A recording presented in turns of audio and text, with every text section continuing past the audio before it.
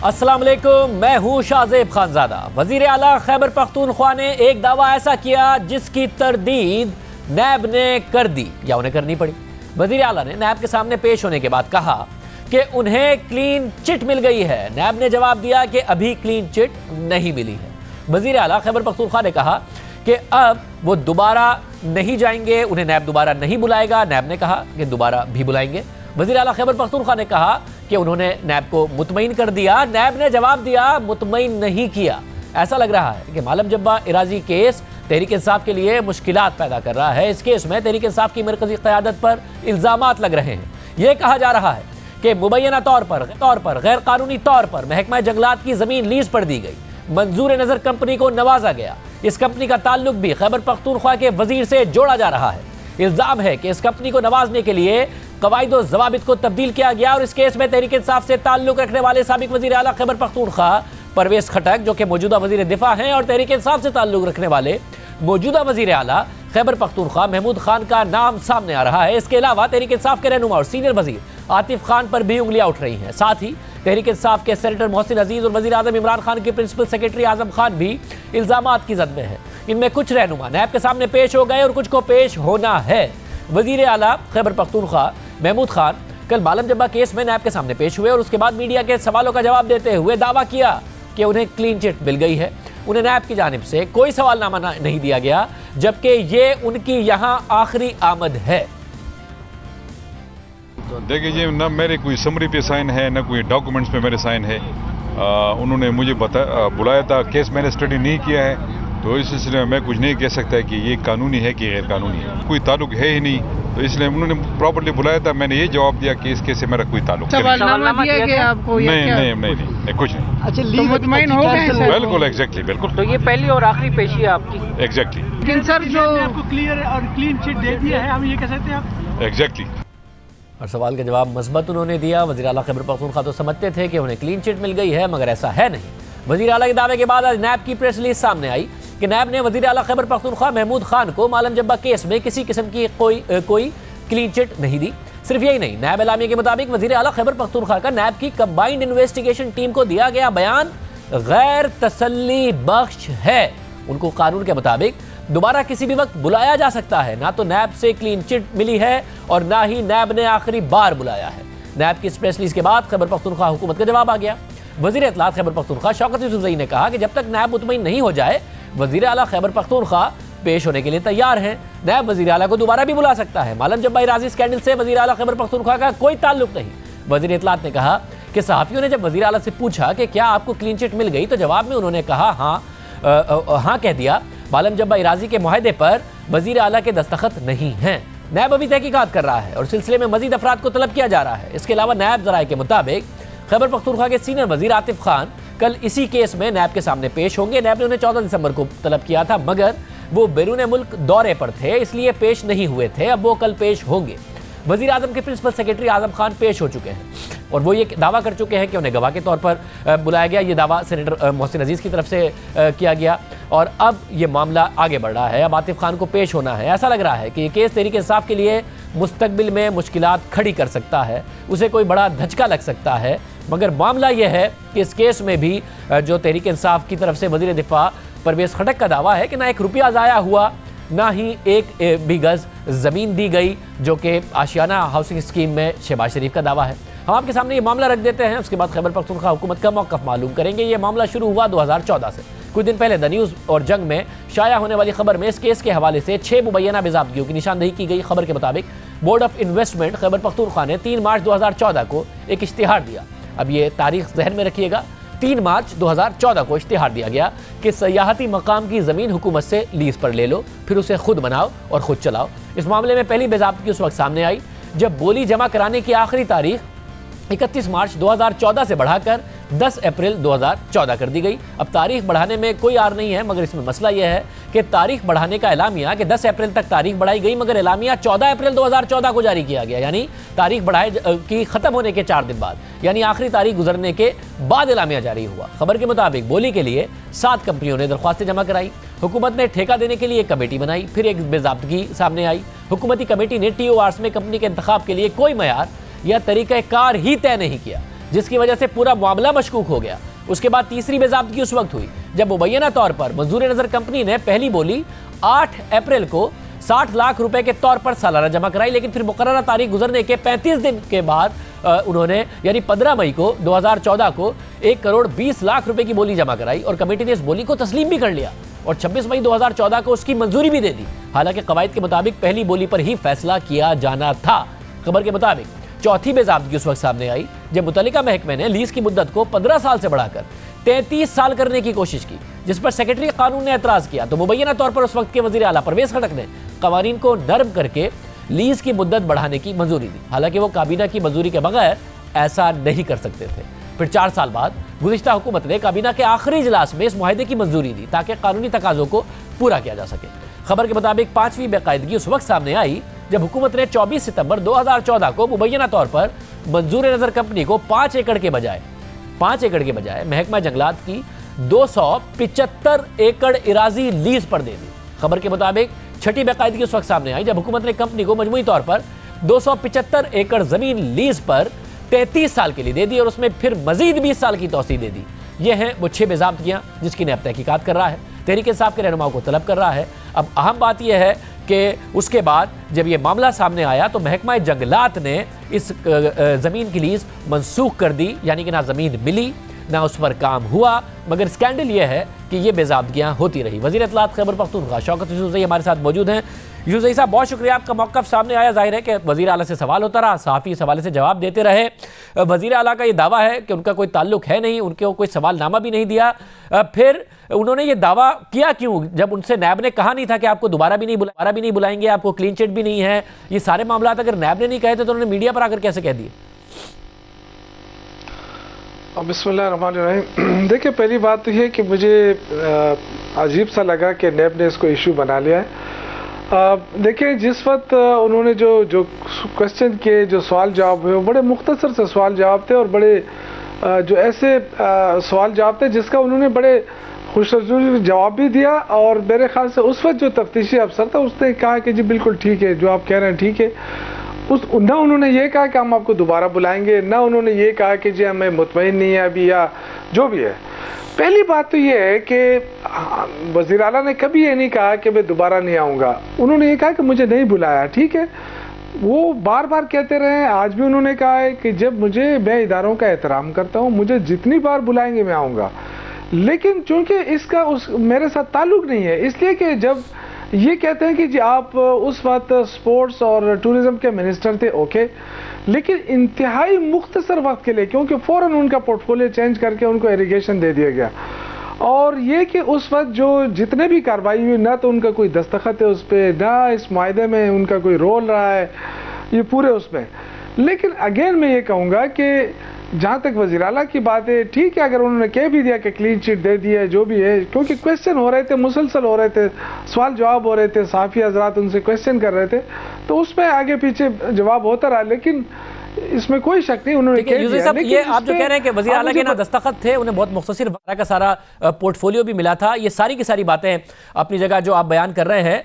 मगर अब अहम बात यह है कि फिर साबिक वज़ीर जो आला हैं उनका नाम तो था, और फिर साथ साथ उनको जो हमने 6 बेज़ाब्तगियां बताई हैं वो भी अपनी जगह पर है। वो ये कह रहे हैं कि क्योंकि ज़मीन दी नहीं गई राजी की, ज़ाहिर है महकमा जंगलात बिल्कुल दुरुस्त बात है कि उन्होंने मनसूख भी कर दी थी, नैब फिर भी तहकीकात कर रहा है। आशियाना स्कैम में शहबाज शरीफ भी यही कहते रहे कि भाई जब ज़मीन नहीं गई, जब एक पैसा नहीं खर्च हुआ, क्यों तहकीकात कर रहे हैं, बट नैब नहीं मानता।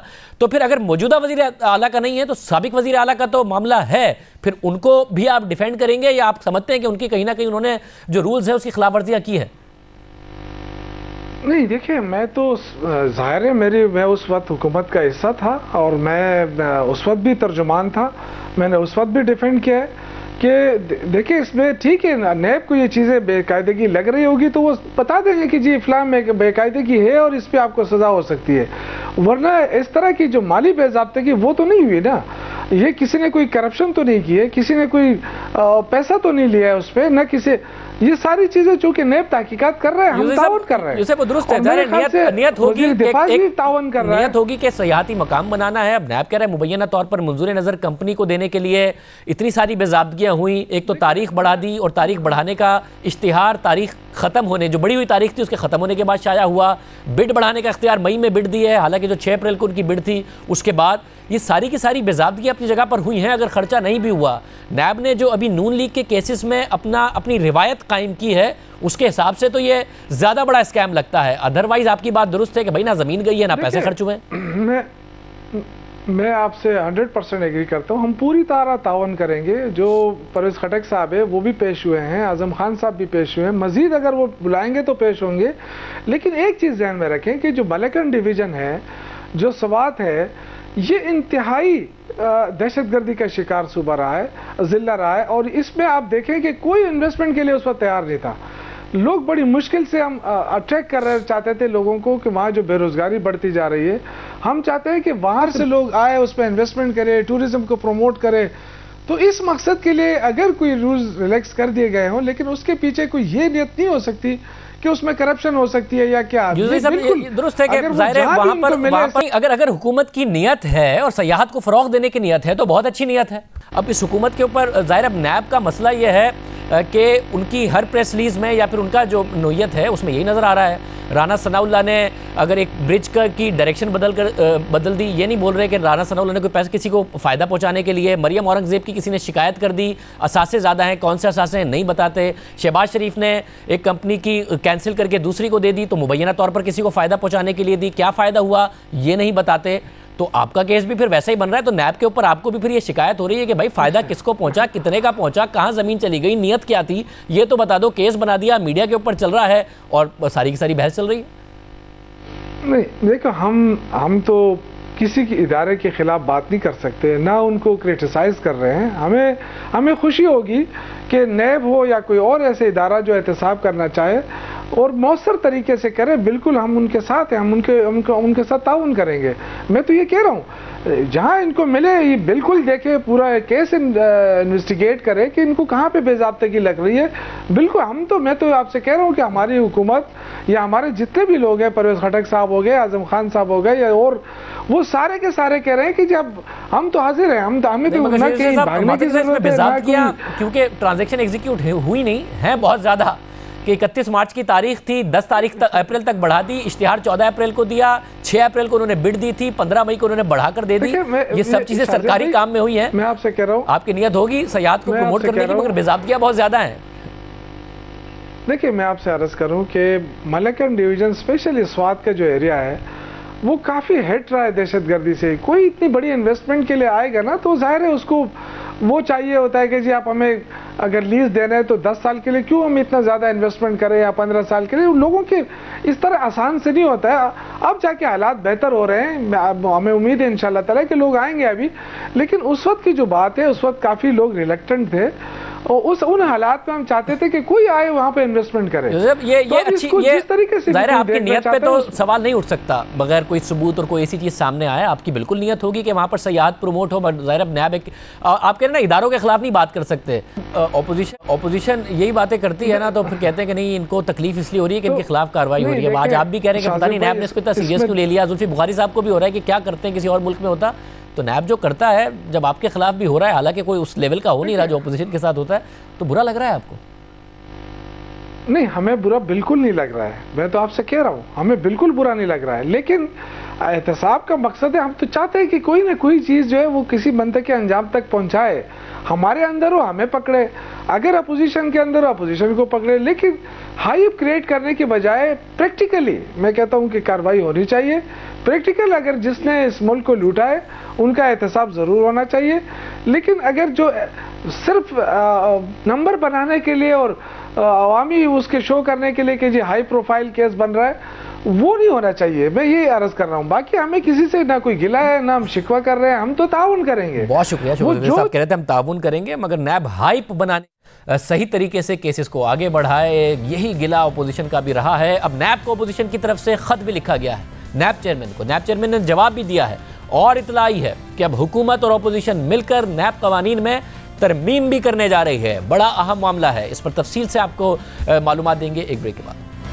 एहतसाब ब्यूरो यानी नैब की गुज़िश्ता कार्रवाइयों को लेकर न सिर्फ अपोजिशन ने बाकायदा तौर पर हिकमत अमली तय कर ली है, बल्कि नैब कवानीन को बदलने के लिए भी हुकूमत और अपोजिशन मिल बैठ कर अहम फैसले करने जा रहे हैं।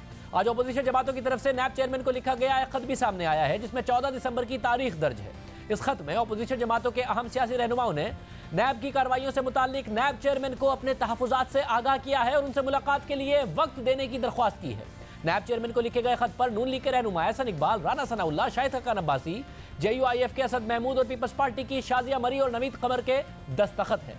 नैब चेयरमैन को लिखे गए इस खत में अपोजिशन जमातों ने मौक़िफ़ इख्तियार किया है कि चेयरमैन नैब मुलाकात के लिए वक्त दें, क्योंकि उन्हें फौरी और संगीन सूरत हाल से आगाह करना है। खत में नैब चेयरमैन को मुखातिब करते हुए मौक़िफ़ इख्तियार किया गया है कि नैब की तरफ से अरकान पार्लियामेंट को हिरासा करने और इंतकाम का निशाना बनाने पर आपकी तवज्जो मबजूल कराना चाहते हैं। मुतनाज़े और गैर मुनसिफाना इक़दामात पाकिस्तान में जमहूरी अमल को मुतासिर कर रहे हैं। हिज़्ब इख्तिलाफ मुल्क में एहतसाब के अमल की मुकम्मल हिमायत करती है, मगर गैर मंतकी यकतरफा मुतसबाना एहतसाब का अमल सिर्फ अपोजिशन अराकीन पर नजर आ रहा है। ऐसा अमल पार्लिमान की खुद मुख्तारी और बालादस्ती के लिए खतरा बन जाता है। खत में नैब चेयरमैन को मुखातिब करते हुए लिखा गया है कि नैब के हालिया इक़दामात और अवामी बयानात से इस इदारे की गैर जानिबदारी और शफाफियत पर तहफ़्फ़ुज़ात पैदा हुए हैं। इसलिए कौमी असम्बली में हिज़्ब इख्तिलाफ के अराकीन आपसे मुलाकात के ख्वाहिशमंद हैं, ताकि आपको फौरी नौयत की संगीन सूरत हाल से आगाह करें। अपोजिशन जमातों के इस खत के जवाब में नैब की जानिब से एक प्रेस रिलीज भी जारी की गई है, जिसमें मौक़िफ़ इख्तियार किया गया है कि मौजूद अपोजिशन अराकीन की जानिब से लिखा गया खत मौसूल हो गया है। चेयरमैन नैब अराकीन पार्लियामेंट का एहतराम करते हैं और उनसे मुलाकात के लिए तैयार हैं। चेयरमैन नैब की दौरा लाहौर से वापसी के बाद किसी भी वक्त अपोजिशन अराकीन से मुलाकात मुतवक्को है। ये एक अहम पेशरफ्त सामने आई है।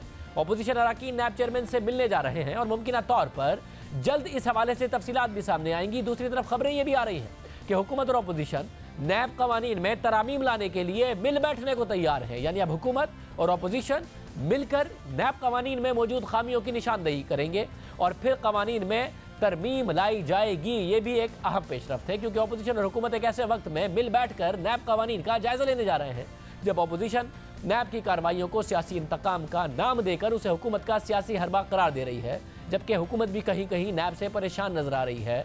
इस पेशरफ्त से मुतालिक एक्सप्रेस ट्रिब्यून में गुज़िश्ता रोज़ हसनात मलिक की तफसीली खबर भी शाया हुई। खबर के मुताबिक हुकूमत और अपोजिशन के रहनुमा एहतसाबी अमल को शफाफ बनाने की तजवीज़ पर गौर करने के लिए कल यानी बुध को नैब कवानीन का जायजा लेने के लिए बैठ रहे हैं। हुकूमत और अपोजिशन इस बात पर गौर कर रहे हैं कि तहकीकात के दौरान मुलजिम को 90 दिन तक रिमांड में रखने का ऑप्शन नैब कवानीन से खत्म किया जाए। साथ ही खबर में दावा किया गया है कि कल होने वाले इजलास में नैब कवानीन में जो गिरफ्तारी का मामला है उसका इख्तियार नैब चेयरमैन से लेकर एहतसाब अदालत को देने की तजवीज़ भी पर गौर किया जाएगा और इस तजवीज़ पर भी बात होगी कि नैब की तहकीकात के दौरान मुलजिम से मुताल्लिक किसी भी किस्म की मालूमात शाया करने से रोका जाए। खबर के मुताबिक अपोजिशन जमातों में भी नैब कवानीन में तरामीम से मुताल्लिक बातचीत का आगाज हो गया है। साथ ही हुकूमत और अपोजिशन सुप्रीम कोर्ट के फैसले की रोशनी में नैब कवानीन में तरमीम करने के लिए रजामंद हो गए हैं। नैब पर हमेशा तनकीद होती रही है, मगर किसी हुकूमत ने भी नैब कवानीन का जायजा नहीं लिया। लेकिन अब तमाम सियासी जमातें मिल बैठकर नैब कवानीन का जायजा लेंगी और यह पेशरफ्त उस वक्त हुई जब सुप्रीम कोर्ट ने गुज़िश्ता माह एक दरख्वास्त गुजार की जमानत मुस्तरद करते हुए नैब कवानीन में खामियों की निशानदेही की थी। गुज़िश्ता माह चीफ जस्टिस की सरबराही में 5 रुकनी बेंच ने एक शहरी की दरख्वास्त पर समाअत की, जिसमें दरख्वास्त गुजार ने बलूचिस्तान हाई कोर्ट से जमानत बादस गिरफ्तारी की इस्तदा मुस्तरद होने के बाद सुप्रीम कोर्ट से अपील की। उनका केस बेजा तौर पर इल्तवा का शिकार है, इसलिए दरख्वास्त गुजार जमानत का हकदार है। इस हवाले से दरख्वास्त गुजार ने बहुत से अदालती फैसलों का हवाला दिया। इस पूरे मामले पर सुप्रीम कोर्ट के सीनियर जज जस्टिस आसिफ सईद खोसा ने गुज़िश्ता माह 22 सफ़हात पर मुश्तमिल तहरीरी फैसला लिखा और दरख्वास्त गुजार की अपील को मेरिट के खिलाफ करार देते हुए हाई कोर्ट के फैसले को बरकरार रखा। अहम बात यह है कि सुप्रीम कोर्ट ने दरख्वास्त गुजार की अपील निपटाते हुए नैब कवानीन में मौजूद कुछ खामियों की निशानदेही की और पार्लियामेंट को इन कवानीन में तरमीम की सिफारिश भी की। सुप्रीम कोर्ट ने अपने फैसले में लिखा कि इस फैसले को खत्म करने से पहले अदालत इस बात पर जोर देती है कि हाई कोर्ट के पास जमानत की दरख्वास्त सुनने के लिए आईनी दायरा-ए-कार मौजूद होने की वजह से नैब ऑर्डिनेंस का सेक्शन 9B गैर मौसर हो जाता है, जिसकी वजह से हाई कोर्ट पर गैर ज़रूरी तौर पर बोझ बढ़ जाता है। इसलिए कानून साज नैब ऑर्डिनेंस में तरमीम लाने पर गौर करें ताकि मुलजिम के पास ये इख्तियार हो कि वो मुतल्लिका एहतसाब अदालत के पास ही जमानत के लिए रुजू कर सके। इस हवाले से हम तफसील से बात करते हैं। शाह खबर साहब, साबिक स्पेशल प्रोसिक्यूटर नैब, साबिक जज लाहौर हाई कोर्ट, हमारे साथ मौजूद हैं। बहुत शुक्रिया शाह खबर साहब। ज़ाहिर नैब के कंडक्ट पर सवालात उठ रहे हैं। हुकूमत और अपोजिशन कुछ तरामीम करने जा रही हैं। जो खबरें आ रही हैं, मुलजिम के 90 दिन के रिमांड में रखने का जो ऑप्शन है वो नैब कवानीन से ख़त्म कर दिया जाए, इस पर बात हो रही है। नैब चेयरमैन का जो गिरफ्तारी का इख्तियार है, इस पर बात हो रही है। आप समझते हैं कि जो मौजूदा नैब की कुछ गिरफ्तारियां या फिर कुछ मामलात हैं, उसकी वजह से नैब मजीद कंट्रोवर्शियल हुआ है, तो कुछ तरामीम की ज़रूरत है? जी खानज़ादा साहब, मैं समझता हूँ कि इस चीज़ की ज़रूरत बिल्कुल थी कि जो एक, क्योंकि हर केस जो है उसके अपने फैक्ट्स एंड सर्कमस्टांसेस होते हैं। ज़रूरी नहीं है कि एक केस इतना जानदार हो जिसमें एक शख्स को अगर आपने नैब ऑर्डिनेंस में पकड़ लिया है तो उसको आप एक लामतनाई अरसे के लिए जो है आप उसको जेल के अंदर नहीं बंद कर सकते कि क्योंकि उसमें ज़मानत की जो है प्रोविज़न मौजूद नहीं है। तो ये एक जजमेंट थी जो कि 1 अक्टूबर 2018 को एक 5 रुकनी लार्जर बेंच ने की थी, जिसकी सरबराही जो है chief justice of Pakistan justice Saqib Nisar कर रहे थे, और उसमें जस्टिस आसफ सईद खोसा थे। और जस्टिस आसफ सईद खोसा ने इस जजमेंट को ऑथर किया। उसमें उन्होंने एक तलत इसहाक नामी एक शख्स की पिटीशन के ऊपर एक फ़ैसला दिया, जिसमें उन्होंने ज़मानत के बारे में जितने भी नैब ऑर्डिनेंस के तहत अभी तक जो जजमेंट्स आई थी उनकी अरकरेजी की गई, और उसके ऊपर एक प्रिंसिपल ऑफ लॉ जो है वो एनंशिएट किया गया। और उसमें आखिर में उन्होंने कहा कि चूंकि अब नैब का जो ऑस्टर क्लॉज है ज़मानत की, उसकी तो रेलेवेंस नहीं रही, उसको तो न्यूट्रल कर दिया है खान असफंद यार वली केस ने, और अब हाई कोर्ट जो है उसमें वो इंटरफेयर करती हैं और मुनासिब मुकदमात में ज़मानत भी दे देती हैं। तो इसलिए मुनासिब ये है कि चूँकि अब सेक्शन 9B जिसमें कदगन लगाई गई है ज़मानत के ऊपर, उसका अब रेलेवेंस नहीं रही, तो अब लेजिस्लेचर को जो है उन्होंने मशवरा दिया कि अगर आप मुनासिब समझें तो अब इसमें तरमीम कर दें और अकाउंटेबिलिटी कोर्ट को ज़मानत की दरख्वास्त इंटरटेन करने और उस पर फैसला करने का जो है उसको इजाज़त दे दी जाए। तो मैं समझता हूँ कि इसकी एक बहुत बड़ी डिमांड थी, और ये वैसे भी जो non principles of criminal justice system है वो भी ये डिमांड करता है कि कम से कम ज़मानत की एक गुंजाइश ज़रूर होनी चाहिए किसी भी लॉ में। अच्छा, मगर जो हालिया गिरफ्तारियां हैं उठा है, तो ये क्या दुरुस्त होगा कि चेयरमैन नैब से गिरफ्तारी का इख्तियार लेकर एहतसाब अदालत को दे दिया जाए कि वो गिरफ्तारी का ऑर्डर कर सकते हैं?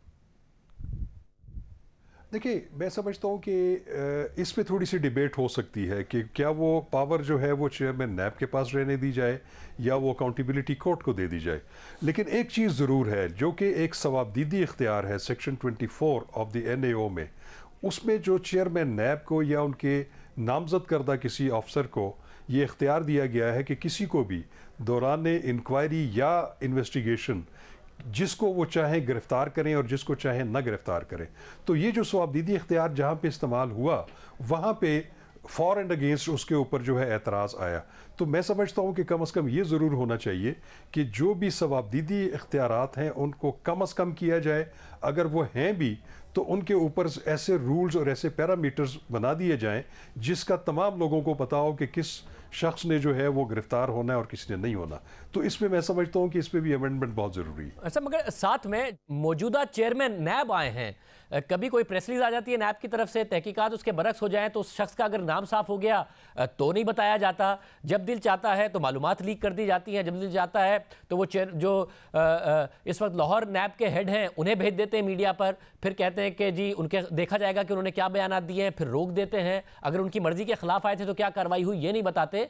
तो मीडिया पर बातें ना हो जो ज़ेरे इस वक्त तफ्तीश केसेस हैं, इस हवाले से पहले भी कवानीन मौजूद हैं मगर उन्हें मजीद सख्त करने की भी बात हो रही। देखिए, वैसे भी जो भी हमारे सरकारी कवानीन हैं, जो सरकारी अफसरान हैं, उन पे एक कदगन ज़रूर है कि वो जब तक अपने जो हेड ऑफ डिपार्टमेंट है उनकी इजाज़त के बगैर कभी भी अपने आप को एक्सपोज नहीं कर सकते, मीडिया के सामने इंटरव्यू नहीं दे सकते। तो मैं समझता हूँ कि उसको मज़ीद रिस्ट्रिक्ट करना होगा और नैब को ये पाबंद करना होगा कि वो जो भी अपना मौक़िफ़ पेश करें वो अपने नुमाइंदे के ज़रिए पेश करें और उनका एक स्पोक्समैन हो, उसके अलावा किसी को इजाज़त नहीं होनी चाहिए। हाँ, जहाँ तक चेयरमैन नैब का ताल्लुक है, चेयरमैन नैब अपने पैरामीटर्स में रहते हुए किसी सेमिनार में अपनी कारकर्दगी के बारे में या नैब कवानीन में मज़ीद बेहतरी करने के लिए ज़रूर बात कर सकते हैं, लेकिन किसी को भी ऐसी कोई स्टेटमेंट नैब के, चाहे चेयरमैन हो, चाहे वो प्रोसिक्यूटर जनरल हो या कोई और अफसर हो, उनको कोई ऐसा बयान नहीं देना चाहिए कि जिससे ये तासर उभरे कि वो किसी एक शख्स या किसी एक अशखास के मजमूए के बारे में अच्छी राय नहीं रखते। बहुत शुक्रिया खबर साहब हमारे साथ मौजूद। एक ब्रेक लेंगे, उसके बाद जिक्र होगा। जरदारी साहब का लहजा सख्त है, नवाज शरीफ का नरम है। शेख रशीद कह रहे हैं कि नवाज शरीफ मरियम नवाज के लिए नारों मांग रहे हैं, जरदारी साहब बिलावल के लिए नहीं मांग रहे। ये क्या मामला है, इस पर तफसील से बात करेंगे एक ब्रेक के बाद। 6 दिन बाद मुल्क की 2 बड़ी सियासी जमातों के सरबराहों की किस्मत का फैसला होगा। नवाज शरीफ और आसिफ जरदारी जेल जाएंगे या फिर इल्जामात से बरी हो जाएंगे, ये सबसे बड़ा सवाल है। 24 दिसंबर को सूरत हाल वाज़े हो जाएगी। 24 दिसंबर को ही सुप्रीम कोर्ट की दी गई डेडलाइन खत्म होगी और इस्लामाबाद की एहतसाब अदालत साबिक वज़ीर आज़म नवाज शरीफ के खिलाफ नैब के 2 रेफरेंसेस का फैसला सुनाएगी।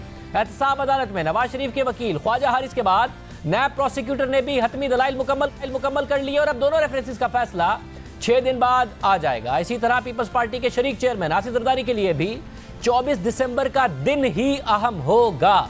जाली अकाउंट्स और मनी लॉन्ड्रिंग के इल्जामात की तहकीकात करने वाली JIT अपनी रिपोर्ट तो मुमकिन तौर पर कल जमा कराएगी, मगर सुप्रीम कोर्ट में जाली अकाउंट्स केस की समाअत 24 दिसंबर को होगी और मुमकिन तौर पर उसी दिन JIT रिपोर्ट पर कोई फैसला भी सुनाया जा सकता है। इसलिए 24 दिसंबर का दिन नवाज शरीफ और आसिफ जरदारी के लिए अहम होगा। इस हवाले से होने वाली खबर के मुताबिक जाली अकाउंट्स केस में JIT अपनी रिपोर्ट मुकम्मल कर रही है। FIA का 40% स्टाफ JIT रिपोर्ट तैयार करने में लगा हुआ है। इसके अलावा स्टेट बैंक, ACCP और FBR के अफसरान भी मुआवनत कर रहे हैं। खबर के मुताबिक FIA हुक्काम का कहना है कि अब यह सुप्रीम कोर्ट पर मुनहसिर है कि आसिफ जरदारी और दीगर की गिरफ्तारी का हुक्म जारी करे या ना करे। अब दिलचस्प सूरत हाल बनती दिखाई दे रही है। अगर नवाज शरीफ को सजा हो जाती है और वो एक बार फिर से जेल पहुंचा दिए जाते हैं, इसी तरह JIT रिपोर्ट की बुनियाद पर अगर आसिफ जरदारी की गिरफ्तारी का हुक्म आ जाता है, तो फिर क्या होगा? क्या ये फैसले इन दोनों सियासी कायदीन और इनकी जमातों को करीब ले आएंगे और इस फैसले के हुकूमत पर क्या असरात पड़ेंगे और अलहदा इन दोनों सियासी जमातों पर क्या असरात पड़ेंगे? क्योंकि गुज़िश्ता कुछ दिनों से जहां साबिक सदर आसिफ अली जरदारी के बयानात में सख्ती आई है, वहीं नून लीग और पीपल्स पार्टी में फासले कुछ कम हुए हैं। गुज़िश्ता रोज़ नून लीग के सदर शहबाज शरीफ और पीपल्स पार्टी के शरीक चेयरमैन आसिफ जरदारी की कौमी असम्बली में मुलाकात हुई है। इस मुलाकात से मुताल्लिक ये खबरें भी सामने आ रही हैं कि ये मुलाकात इत्तफाकिया नहीं थी बल्कि तयशुदा थी और इस मुलाकात में हुकूमत के खिलाफ मुश्तरका हिकमत अमली तैयार करने पर इत्तफाक हुआ है। लेकिन आम इंतखाबात में तहरीक इंसाफ की कामयाबी के बाद इब्तिदा में ऐसा नहीं था। पीपल्स पार्टी और नून लीग में वज़ीर आज़म के उम्मीदवार और सदारती इंतखाब पर भी तफरीक नजर आई थी, मगर अब पब्लिक अकाउंट्स कमेटी की सरबराही के मामले पर पीपल्स पार्टी ने नून लीग के मौक़िफ़ की हिमायत की और अब कौमी असम्बली की कायमा कमेटियों की सरबराही के मामले पर भी नून लीग और पीपल्स इत्तफाक दिखाई दे रहा है। पब्लिक अकाउंट्स कमेटी की सरबराही का मामला तो हल हो गया है, लेकिन ज़राए के मुताबिक पार्लिमानी कमेटियों के मामले पर डेडलॉक पैदा हो गया है। ऑपोजिशन ने कौमी असम्बली की गैर अहम कायमा कमेटियों की सरबराही कबूल करने से इनकार कर दिया है और हुकूमत से खजाना, दाखिला और खारजा समेत अहम उमूर की कायमा कमेटियों की सरबराही मांग ली है। तयशुदा फार्मूले के मुताबिक हुकूमती अराकीन को 23 और अपोजिशन जमातों को 19 कायमा कमेटियों की सरबराही मिलेगी, लेकिन ऑपोजिशन ने तय किया है कि शुमारियात, साइंस और टेक्नोलॉजी और मौसमी तब्दीली जैसी कायमा कमेटियों की सरबराही कबूल नहीं करेंगे। अब हुकूमत एक बार फिर से मुश्किल में आ गई है, क्योंकि हुकूमत ने पब्लिक अकाउंट्स कमेटी की सरबराही के मामले में सरेंडर किया था। ऑपोजिशन लीडर शहबाज शरीफ को ही उसकी सरबराही देने पर रजामंदी जाहिर की थी, लेकिन अब क्या हुकूमत को फिर से सरेंडर करना पड़ेगा? दोनों जमातें मिलकर हुकूमत को परेशान कर सकती हैं, मगर यह सब 24 दिसंबर के बाद वाज़े होगा। 24 दिसंबर करीब है और उस दिन जो फैसले आएंगे मुल्क की सियासत पर असर डालेंगे। इस हवाले से पीपल्स पार्टी के रहनुमा मौला बख्श चांडियों ने कहा कि हुकूमत एहतसाब को ऑपोजिशन को दबाव में लेने के लिए इस्तेमाल कर रही है। पाकिस्तान में आज हुकूमत कोई काम नहीं कर रही सवाए सियासी पार्टियों को प्रेशर में लाने के, दबाव में लाने के। ये पार्टियों को दबाने की जो रविश है वो ज़िया-उल हक कर चुका, मुशर्रफ कर चुका। मुशर्रफ को क्या हासिल हुआ? आज वो पकड़ा जाएगा, आज वो पकड़ा। आज भी कोई उन्होंने बात बड़ी चलाई है, कोई मैं सुन रहा था अभी उनके मुतल्लिक सबके। ये इनको बताता कौन है? अभी वो मुझे दोस्त बता रहे थे JIT की रिपोर्ट का तस्करा कर रहे थे। ये JIT हुई कहाँ है? फैसले लिखे कहाँ गए? बनी गाला में बैठी थी JIT, उनके फरमाइशी प्रोग्राम है। आप सारे एहतसाब का बेड़ा गर्क आपने कर दिया है। सुप्रीम कोर्ट के हुक्म पर बनाई गई JIT के बारे में कह रहे थे, कहाँ बनी है ये, क्या बनी गाला में बैठकर बनी है, मगर हुकूमत समझती है कि अपोजिशन की सियासत खत्म होने वाली है। वजीर रेलवे शेख रशीद ने आज दावा किया कि मार्च से पहले चोर और लुटेरों पर झाड़ू फिर जाएगी। नवाज शरीफ साहब एक NRO ढूंढ रहे हैं मरियम बीबी के लिए, लेकिन आसिफ जरदारी की कोई दिलचस्पी नहीं है कि बिलावल को NRO मिले। लोग स्विस अकाउंट को भूल जाएंगे। मेरे अंदर जो एक अल्लाह की दी हुई रोशनी है वो ये कह रही है कि मार्च से पहले पहले इनका झाड़ू फिर जाएगा, और ये सारे बदमाश लुटेरे अगर अब बच गए तो फिर अल्लाह ताला इस मुल्क के हाल पर रहम करे। इससे पहले वजीर इत्तलात फवाद चौधरी भी बार बार कह चुके हैं कि आसिफ जरदारी और नवाज शरीफ की सियासत खत्म हो चुकी है और दोनों की जिंदगी का सस्पेंस बस यही है कि वो घर बैठेंगे या जेल जाएंगे। हमारा कोई इस वक्त सियासी चैलेंज तो कोई हुकूमत को दरपेश नहीं है। हमारे जो दो नवाज शरीफ साहब हैं या आसिफ जरदारी साहब हैं, वो तो अपना आखिरी इलेक्शन पहले ही लड़ चुके हैं। उनकी ज़िंदगी में तो अब सिर्फ ये सस्पेंस है कि उन्होंने अपनी आखिरी उम्र घर गुजारनी है या जेल गुजारनी है। इसके अलावा तो उनकी ज़िंदगी में कोई और सस्पेंस नहीं है, ना ही उनकी सियासत के हवाले से कोई और सस्पेंस जो है वो बाकी है। हुकूमती वजीर इत्तलात को अपोजिशन से कोई चैलेंज नजर नहीं आ रहा। वो कह रहे हैं नवाज शरीफ और जरदारी की सियासत खत्म होने वाली है। साथ ही शेख रशीद कह रहे हैं कि नवाज शरीफ तो मरियम नवाज के लिए NRO मांग रहे हैं, मगर आसिफ जरदारी को बिलावल भुट्टो जरदारी के लिए नहीं चाहिए। नवाज शरीफ का फैसला 24 दिसंबर तक मुमकिन तौर पर आ सकता है, मगर उनका लहजा नरम है। आसिफ जरदारी साहब के खिलाफ JIT की रिपोर्ट मुमकिन तौर पर कल जमा होगी। फैसला 24 दिसंबर को कुछ ना कुछ आ सकता है, लेकिन उनका लहजा सख्त है। सीनियर सहाफ़ी, तज्ज़ियाकार और प्रोग्राम कैपिटल टॉक के मेज़बान हामिद मीर साहब हमारे साथ मौजूद है। मीर साहब बहुत शुक्रिया। मीर साहब बड़ा सख्त लहजा जरदारी साहब का, नरम लहजा नवाज शरीफ साहब का। शेख रशीद साहब कह रहे हैं कि मरियम नवाज के लिए NRO चाहते हैं, नवाज शरीफ जरदारी साहब नहीं चाहते बिलावल भुट्टो के लिए। वज़ीर इत्तलात कह रहे हैं दोनों की सियासत ख़त्म होने वाली है। बहुत ही इन्फॉर्म्ड आप सहाफ़ी हैं, क्या हो रहा है इस्लामाबाद में? शादिब साहब, इस्लामाबाद में बहुत कुछ हो रहा है। इस्लामाबाद के अलावा और भी कुछ शहर हैं आसपास इधर उधर, वहाँ पे भी बहुत कुछ हो रहा है। तो ज़ाहिर बात है मैं जो है चीज़ें सुनता रहता हूँ, लेकिन मेरे पास जब तक कोई किसी चीज़ का कोई सबूत नहीं होगा तो मैं आपके साथ शेयर तो नहीं करूँगा। लेकिन ये मैं आपको बता सकता हूँ कि सिर्फ बात हो रही है आसिफ जरदारी की और नवाज शरीफ की कि जी इनकी सियासत ख़त्म होने वाली है। अब मैं भी काफ़ी दिनों से सुन रहा हूँ और मैंने को 1.5 महीना पहले जरदारी साहब से इंटरव्यू भी किया था, उनसे उस वक्त भी कहा था कि सुना है आजकल में आप गिरफ्तार होने वाले हैं। वो उस वक्त भी कह रहे थे आओ भाई मुझे गिरफ्तार करो, मैं तो तैयार हूँ गिरफ्तार होने के लिए, आप मुझे गिरफ्तार करते क्यों नहीं है। तो उनको अब गिरफ्तार अभी तक नहीं किया, 1.5 महीने से मैं भी सुन रहा हूँ। लेकिन अब जो पिछले 2-3 दिन में हमने बहुत ही अहम हुकूमती शख्सियात जो हैं उनसे जो सुना है, उनका जो दावा मैंने सुना है वो ये है कि सिर्फ आसिफ जरदारी और नवाज शरीफ साहब जो हैं इन पे मुश्किल नहीं आने वाली, बल्कि जो बिलावल भुट्टो जरदारी साहब हैं, जो JIT है वो अपनी रिपोर्ट में उनके बारे में भी काफ़ी दावे कर रही है। तो मैं दावे का लफ्ज़ इसलिए इस्तेमाल कर रहा हूँ कि JIT की जो रिपोर्ट्स होती हैं वो को अदालती फ़ैसला तो होता नहीं है, बल्कि उसके बाद फिर JIT को अपना दावा अदालत में जाके साबित करना पड़ता है और वहाँ पे सबूतों की ज़रूरत पड़ती है। तो जो JIT की रिपोर्ट है उसमें बिलावल साहब के बारे में काफ़ी कुछ है, और ये जो शेख रशीद साहब कह रहे हैं कि जरदारी साहब बिलावल के लिए NRO में दिलचस्पी नहीं रखते, शायद इसकी वजह यह है कि शेख साहब ने भी यकीनन अपने हुकूमत की किसी अहम शख्सियत की ज़ुबान से ये सुन लिया होगा, उनको बता दिया गया होगा कि जी बिलावल साहब के ख़िलाफ़ ये कुछ आ रहा है। तो इसलिए अब वो ये ग्राउंड बना रहे हैं कि जी बिलावल जो हैं वो उनमें जरदारी साहब को कोई इंटरेस्ट नहीं है। जबकि जरदारी साहब ने ये जो सारा पिछले काफ़ी दिन से एक बहुत सख्त लहजा बनाया हुआ है, इसकी उनका जो बुनियादी मकसद है वो यही है कि वो चाह रहे हैं कि जब नवाज शरीफ साहब अगर जेल में चले जाएं तो फिर उनके पीछे पीछे मैं भी चला जाऊं, ताकि बिलावल साहब को बाद में सियासत करने में आसानी हो।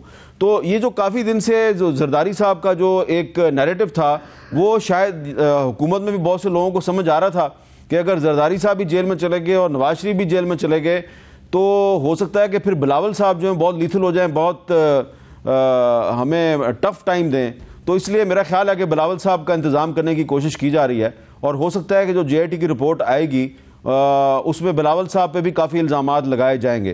तो ऐसी सूरत में मुझे लगता है कि सिर्फ कौमी असम्बली में नहीं बल्कि सिंध में भी और जो जहाँ पे पीपल्स पार्टी है, मुस्लिम लीग नून है, तो वहाँ पे हुक्मरान पार्टी में और अपोजिशन पार्टियों में काफ़ी तनाव की कैफियत पैदा हो जाएगी। और अब तो हुकूमत के कुछ इत्तेहादी जो हैं वो भी खुल्लम खुल्ला अपनी नाराज़गी का इजहार कर रहे हैं। तो आने वाले दिनों में ठीक है कुछ लोग गिरफ्तार हो सकते हैं, लेकिन जो पाकिस्तान की जो सियासी मंजर है उस पर मुझे बहुत अफरा तफरी, कशीदगी और काफ़ी मुझे बेयकीनी और इंतशार नज़र आ रहा है। तो मगर हुकूमत इस बात से क्यों मुतमईन है और ये चाहती है, जो कम से कम बयानात से लगता है कि नवाज शरीफ और आसिफ जरदारी जेल जाएंगे तो हमारे लिए कोई अपोजिशन है नहीं और हमारे लिए कोई मुश्किल खड़ी भी नहीं होगी। जो अफरा तफरी आप देख रहे हैं वो अफरा तफरी हुकूमत को क्यों नज़र नहीं आ रही? क्योंकि आमतौर पर कहा जाता है कि हुकूमत चाहती है कि माहौल अफरा तफरी का ना हो, हुकूमत मिल गई है तो अपोजिशन अफरा तफरी ना फैला पाए और उन्हें हुकूमत करने का मौका मिले। हुकूमत क्यों नहीं परेशान बल्कि क्यों चाहती है और कॉन्फिडेंट है इस मामले पर? देखिए, मुझे याद आता है कि मार्च 2007 में जिस दिन परवेज़ मुशर्रफ साहब ने आर्मी हाउस रावलपिंडी में उस वक्त के चीफ जस्टिस इफ्तिखार मोहम्मद चौधरी साहब को बुलाया और उनसे इस्तीफ़ा मांगा और उन्होंने इस्तीफ़ा नहीं दिया तो उनको वहाँ पे बिठाए रखा। और फिर वहाँ से ख़बर निकली और फिर जब वो ख़बर मैंने उस वक्त जियो न्यूज़ पे ब्रेक की कि जनाब इफ्तिखार चौधरी साहब से इस्तीफ़ा लिया जा रहा है, तो उसके साथ ही मैं ख़बर, छोटी सी खबर थी, वो मैंने जब दे दी तो मुझसे कहा गया जी अब इस पर आपका क्या ख्याल है, तबसरा करें, इस पर आपको क्या नज़र आ रहा है। मैंने कहा जी कि मुझे लगता है कि अब बहुत अफरा तफरी होगी और अगर चीफ जस्टिस साहब ने इस्तीफ़ा ना दिया तो बड़े हालात ख़राब हो सकते हैं और वकील सड़कों पे आ जाएंगे। तो वो जब मैंने वो अपनी गुफ्तगू बंद की तो फिर मुझे बहुत से लोगों ने फ़ोन किया और उन्होंने कहा कि यार आपको क्या जो ख्वाब आ गया है, फ़ौरन आपको बैठे बैठे पाकिस्तान के हालात ख़राब होते हुए नज़र आ रहे हैं। कुछ नहीं होगा, आप देखेंगे कि ये शाम 6-7 बजे तक सब कुछ ठीक हो जाएगा। और उसी दिन शाम 6-7 बजे तक जो अपोजिशन पार्टियां थीं वो भी इकट्ठी होकर आ गई और हुकूमत के अंदर भी मामलात ख़राब हो गए। तो पाकिस्तान में एक बहुत बड़ा मसला है कि जो हुकूमत में होता है उसको या तो सही खबर मिलती नहीं है या उसको अपना दीवार के पीछे जो हो रहा होता है वो नज़र नहीं आता। तो जो भी हुकूमत में होता है वो मुतमिन होता है, उसको लगता यह है कि मैं जो कर रहा हूँ वो बिल्कुल ठीक कर रहा हूँ। तो यही सूरत हाल फिर आसिफ जरदारी साहब की थी, उनको भी ऐसे लगता था जब वो इक़्तिदार में थे कि सब ठीक जा रहा है। और यही सूरत हाल नवाज शरीफ साहब की थी। आप याद करें कि जब ये पनामा स्कैंडल आ गया तो ये अपोजिशन थी, जो PTI और पीपल्स पार्टी वाले, ये मिन्नत समाजत करते थे हुकूमत के वज़रा से कि खुदा के लिए ये मसला पार्लियामेंट में हल कर लें। लेकिन वो ऐसा उनका तजाहल आरफाना था, ऐसी शहाना तमकनत थी नवाज शरीफ साहब के और उनके वज़रा की कि वो यहाँ पे हमारे प्रोग्राम में बैठ के कहते थे कि हमें कोई ज़रूरत नहीं इस अपोजिशन की, इसका कुछ नहीं होगा। ये आपको याद होगा कि एक वज़ीर साहब, सीनियर वज़ीर थे, उन्होंने कहा ये अवाम थोड़े दिन में ये पनामा स्कैंडल को भूल जाएंगे, लेकिन उसी में फिर नवाज शरीफ साहब नाअहल हो गए। तो वही अब सूरत हाल PTI की है। तो PTI अब हुकूमत में आ गई है, उसको ये लग रहा है कि जरदारी साहब और नवाज शरीफ साहब जब गिरफ्तार हो जाएंगे तो उसके बाद सब रावी चैन ही चैन लिखेगा और इनके लिए कोई प्रॉब्लम नहीं होगा।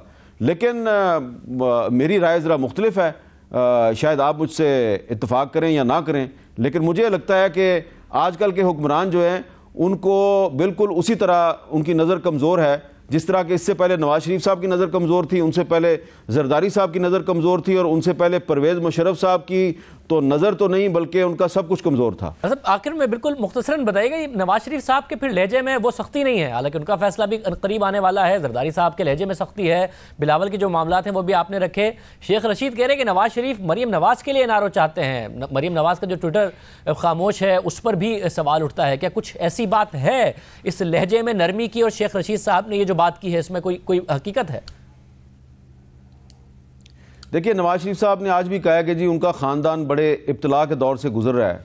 तो ठीक है, इस तरह का दौर तो पाकिस्तान में बहुत से सियासी ख़ानदानों पे आया है और वो सही कहते हैं, वो वाकई मुश्किल से गुजर रहे हैं। और उनके पहले वो नाअहल हो गए, अब दोबारा उनके सर पर दोबारा गिरफ्तारी की तलवार लटक रही है। लेकिन उनकी जो खामोशी है उसके बारे में बहुत से सवालात लोग उठा रहे हैं और हो सकता है कि आने वाले दिनों में जब उनके ख़िलाफ़ हाकिम या ख़िलाफ़ को जो भी फ़ैसला आता है, मुझे तो उसका नहीं पता अदालत क्या फ़ैसला करेगी, लेकिन ये मुझे पता है कि नवाज़ शरीफ साहब जो हैं वो अपने कुछ साथियों के ज़रिए उनके कुछ अहम लोगों के साथ रवाबित हैं और पैगामात का तबादला भी होता है और ये सियासत पाकिस्तान की सियासत में होता रहता है। तो जो उनकी खामोशी है उसके बारे में जो उनके बहुत करीबी लोग हैं, उनके बहुत करीबी सर्कल है जो, वो उनके भी बहुत से तहफ़्फ़ुज़ात हैं कि नवाज़ शरीफ साहब जो हैं उन्होंने इलेक्शन से पहले जो एक मोमेंटम बनाया था और जो दावा किया था वो बड़े नज़रियाती आदमी हैं और वो ये असूलों पे समझौता नहीं करेंगे।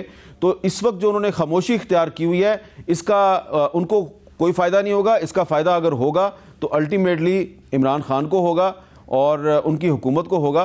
तो अब आपने पूछ लिया तो मैं यही कहूँगा कि शायद इस वक्त नवाज़ शरीफ साहब की हालत भी वही है जो इमरान खान साहब की है। बहुत सी चीज़ें इमरान खान साहब को नज़र नहीं आ रही, बहुत सी चीज़ें नवाज़ शरीफ साहब को नज़र नहीं आ रही और बहुत सी चीज़ें जो हैं वो जरदारी साहब को नज़र नहीं आ रही। बहुत शुक्रिया, हामिद मीर साहब हमारे साथ मौजूद थे, अपना तफसीलिया दे रहे थे। नवाज शरीफ का लहजा सख्त नहीं है, मगर वो आज़ाद रहेंगे या जेल जाएंगे इसका फैसला चंद दिन में हो जाएगा। नवाज शरीफ के खिलाफ नैब के तीसरे और आखिरी रेफरेंस फ्लैगशिप इन्वेस्टमेंट में नवाज शरीफ के वकील के बाद नैब प्रोसिक्यूटर ने भी अपने दलाइल मुकम्मल कर लिए हैं।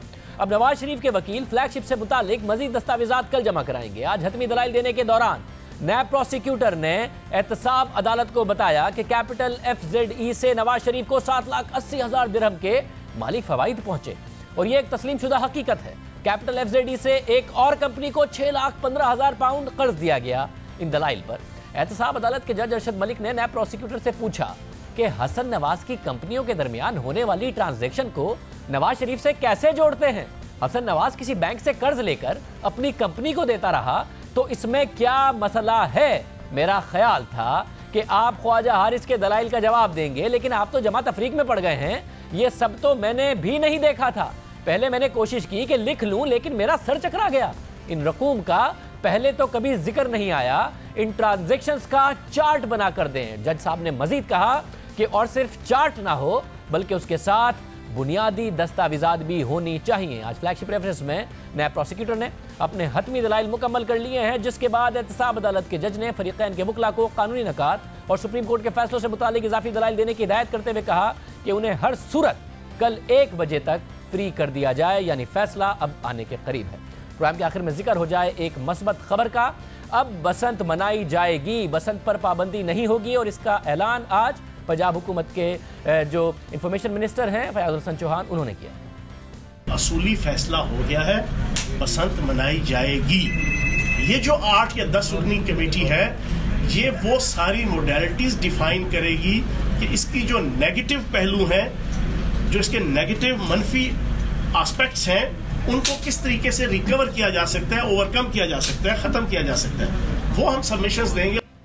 बसंत एक ज़बरदस्त त्यौहार और बजाय इसके कि जो मनफी पहलू थे वो ख़त्म किए जाते, जिस तरीके से डोर इस्तेमाल होती है जिससे लोगों को नुकसान होता था, हलाकतें भी होती थी, उसके बजाय शहबाज शरीफ साहब ने एक फ़ैसला किया और बसंत पर पाबंदी ही लगा दी थी जो 10 साल उनके दौर में बरकरार रही।